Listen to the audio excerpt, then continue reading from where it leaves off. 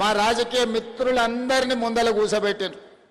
నేను మా అధికారులకు సూచన చేస్తున్నా, నేను ఏ కార్యక్రమం తీసుకున్నా మహిళలు ఆడబిడ్డల ఆశీర్వాదంతోనే ఈరోజు ఇంత స్థాయికి జిల్లా పరిషత్ మెంబర్ నుంచి ఈరోజు ముఖ్యమంత్రి స్థాయికి ఎదిగినా అంటే ఆడబిడ్డలు నిండు మనసుతోనే ఆశీర్వదించారు. కాబట్టి నేను ఈ స్థాయికి వచ్చిన అధికారులందరికీ నేను సూచన చేస్తున్నా, సూచన కాదు ఆదేశాలు ఇస్తున్నా. నేను నిలబడి మాట్లాడే వేదికలో నా కుడి వైపున మొత్తం మహిళలే కనిపించాలి. మహిళలు కూర్చున్న తర్వాత వాళ్ళ వెనకాల ఇతరులను కూర్చోబెట్టండి, ఎడమ వైపున పురుషులను కూర్చోబెట్టాల్సిందిగా నేను ఆదేశాలు ఇస్తున్నా. అదేవిధంగా మిత్రులారా, మీకు అందరికీ తెలుసు 2018 శాసనసభ ఎన్నికల్లో కొడంగల్లో జరిగిన గందరగోళం, ఆ ఎన్నికల్లో వచ్చిన ఫలితాలు శాసనసభ్యుడిగా ఓటమి చెంది రాజకీయంగా గట్టి ఎదురుదెబ్బ తగిలిన సందర్భంలో 4 నెలలు తిరిగే లోపల పార్టీ ఆదేశించి మల్కాజ్గిరి పార్లమెంటు నియోజకవర్గం నుంచి ఎన్నికల బరిలో దించారు. ఆనాడు ఇక్కడ పని చేయడానికి కానీ జెండా పట్టుకోవడానికి కానీ కష్టమైన పరిస్థితులు ఉన్నప్పుడు ఈ ప్రాంతానికి వచ్చి దేశంలోనే అతిపెద్ద పార్లమెంటు నియోజకవర్గమైన మల్కాజ్గిరిలో నామినేషన్ వేస్తే దాదాపుగా 3000 పైచీలకు పోలింగ్ బూతులు ఉంటే తిరగడానికి సమయం లేదు.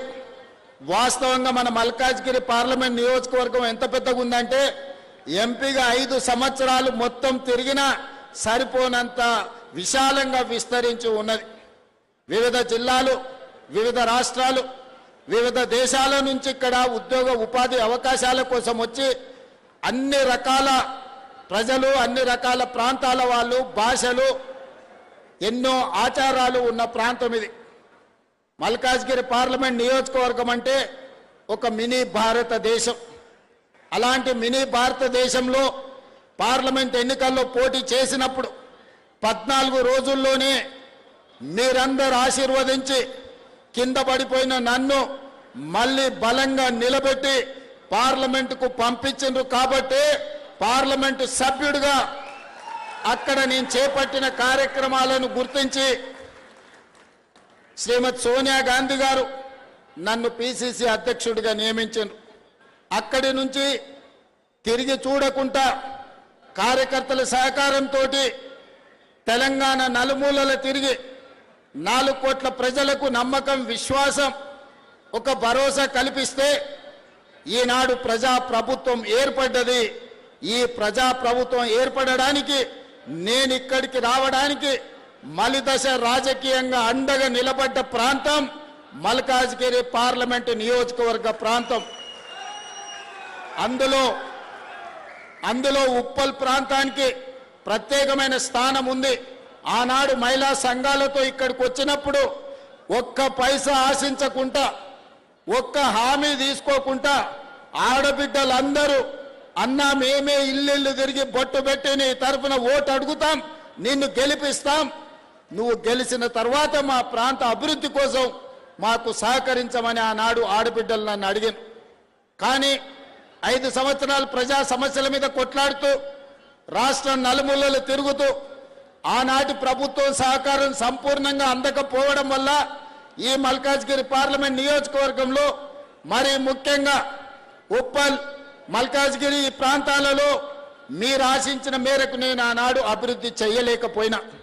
కానీ కాలం గిర్రున తిరిగి 5 సంవత్సరాలు తిరిగే లోపలనే ఈ రాష్ట్ర ముఖ్యమంత్రిగా మీ ఆశీర్వాదంతో ఈరోజు బాధ్యత చేపట్టిన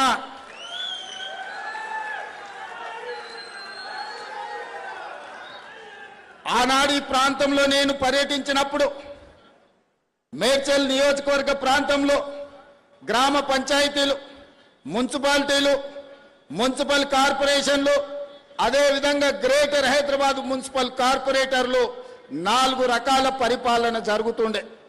అటు హైటెక్ సిటీ వైపు పోతే అక్కడ అదే పరిస్థితి.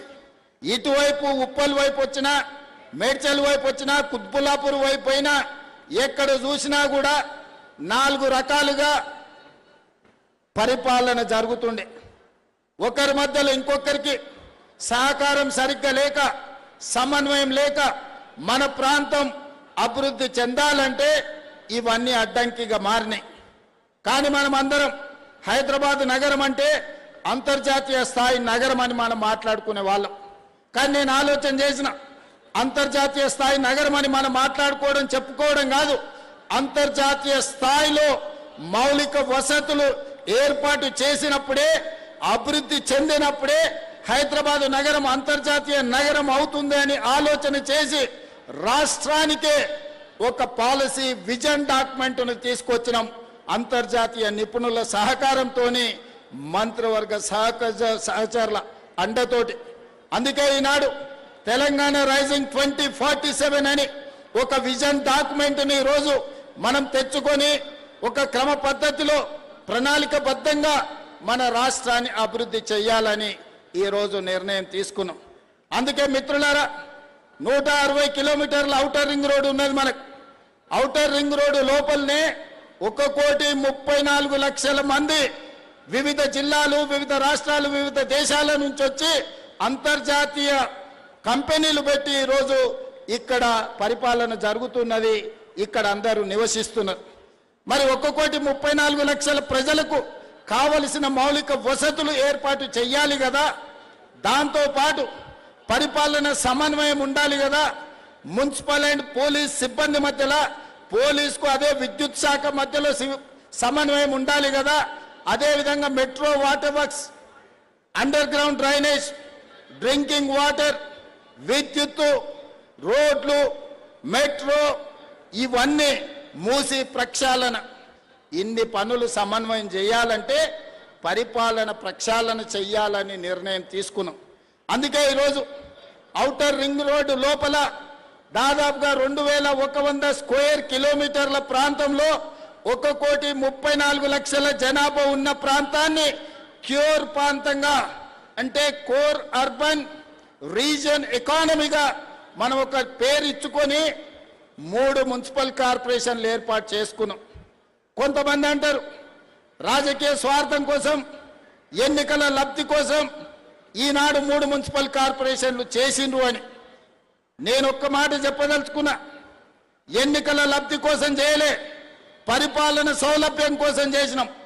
ఈనాడు Hyderabad, greater Hyderabad municipal corporation కావచ్చు, ఈనాడు మల్కాజ్గిరి మున్సిపల్ కార్పొరేషన్ కావచ్చు, లేదా సైబరాబాద్ మున్సిపల్ కార్పొరేషన్, అక్కడుండే ప్రజలతో మీరు మాట్లాడండి, ప్రజాప్రతినిధులతో మాట్లాడండి. ఇవాళ ఈ మల్కాజ్గిరి మున్సిపల్ కార్పొరేషన్ ప్రాంతం, ఈ ప్రాంతం అంతా కలిసి ఒక్క దగ్గర ఈరోజు అభివృద్ధిని మీ దగ్గరికి తీసుకురాదలుచుకున్నాం. ఇవాళ మనము మల్కాజ్గిరి మున్సిపల్ కార్పొరేషన్ ఆఫీసుని 10 ఎకరాలలో ఈరోజు అంతర్జాతీయ ప్రమాణాలతో ఇక్కడ నిర్మించుకుంటున్నాం. ఇది మీకు సౌలభ్యమా?